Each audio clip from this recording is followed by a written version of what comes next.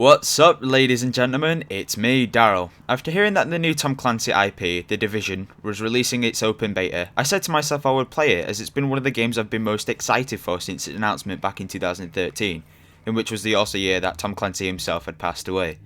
Ever since its announcement, I've been excited to get my hands on this game, and since I unfortunately didn't get a closed beta code, I knew I'd have to wait for the open beta. But 3 weeks on, I finally get a chance to play it, and I can honestly say it was worth the 3-year wait. The game delivers really good graphics, no I didn't say outstanding, and a challenging AI, and a really big playground for the open beta. Now I wasn't expecting to make this review, but it was a last minute decision and that the beta was also ended. I'm also not wanting to make game reviews, but I thought this game was so good it deserves a review. The following footage was recorded on PS4, so I was unfortunately not able to show the extra mission Xbox players were able to play for the beta. So let's start with the pros. This game is amazing. The story is nothing new and unique, but it manages to tease you enough to want the full game, and the gameplay felt kind of fluent, but also kind of clunky. I'll get into that later. So the story follows a sleeper agent, Yu, who has been tasked by the US government to maintain order within New York, to which has fallen to a smallpox virus that was spread through banknotes on Black Friday. As food and water become scarce and local gangs and other enemies try to claim the city as their own, you are told to not only maintain order, but also to investigate the origin of the virus, and what or who caused it. The enemies you will face are 4 groups: the Rikers, the Cleaners, the Rioters and the LMB, the Last Man Battalion, all of which have different aims in order of reclaiming New York for themselves. The Rikers are escaped prisoners from Riker Island Prison, the Cleaners are misguided people who want to cleanse the city with fire, the Rioters are gangs who only pick on the weakest of people in society and kill the weakest in order to survive, and the Last Man Battalion, who were once hired by Wall Street companies to protect assets during the outbreak. After travelling overseas to New York, they soon discovered that they are trapped. Their mission was abandoned and they had no hope of returning, so they decided to take this opportunity to establish a new world order. Now I was excited to jump into the beta and see how the Snowdrop engine was in action, and do you know what? It was really good.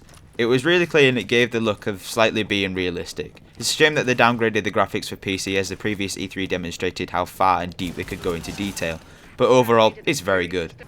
The character customization was locked, as the final release will allow you to create your own character, so for the beta you could click randomize, and the clothing items enabled you to have a very own personal look, and you could find other items of clothing, like a different pair of jeans or a new beanie, lying around several contaminated areas, or you could help a civilian by giving them some form of food or medication, or just from enemy drop.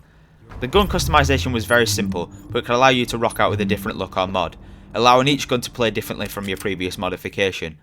When I started the beta, I just rolled with the M4 and slowly started to add more mods to it. So in the end, I settled with a red dot sight, a suppressor, vertical or angle grip, an extended mag, and sometimes applied a white camo. And my secondary would either be a shotgun, like the double barreled or the Super 90, or a marksman rifle like the military Scar H or M44. And my pistol, I just used the M1911. Not only was the customization cool, but I loved how each gun felt different from the last. The recoil on the M4 could be extremely hard to control, whilst the MP5 could deliver a smooth round of fire, and attaching certain mods to certain weapons could potentially change up the playstyle, like what the suppressor did to my M4, allowing me to control the recoil more. Now for the cons. With the obvious being that the graphics have been downgraded, or that the controls were sometimes unresponsive, I was more disappointed to find out the app support, which was supposed to come into the game on iPhone and Android, was scrapped. Now Daryl, why is that in the cons? Well, in the 2013 demo at E3, the app allowed players to have an extra friend with them, following them on the streets of New York, but not in a character, but as a remote control drone, which would give players health boosts, damage boosts, and also seeking out enemies and marking them on the player's screen. This would have been so good, as if I was to leave my game all of a sudden, I could hop onto the app and still aid my friends until I returned.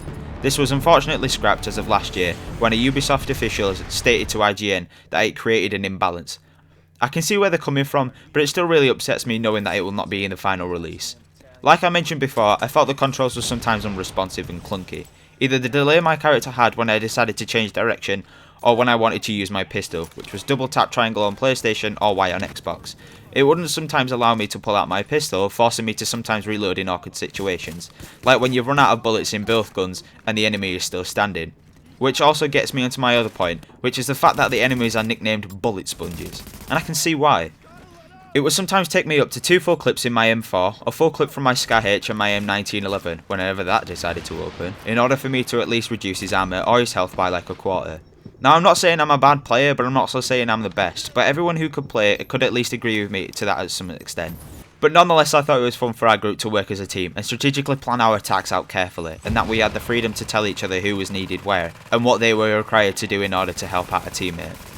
A problem that I had with the beta itself and not the official game was that after you completed the missions and one side quest, you had nothing else to do other than explore the space that you had, or destroy someone in the dark zone, or most of the time, get destroyed.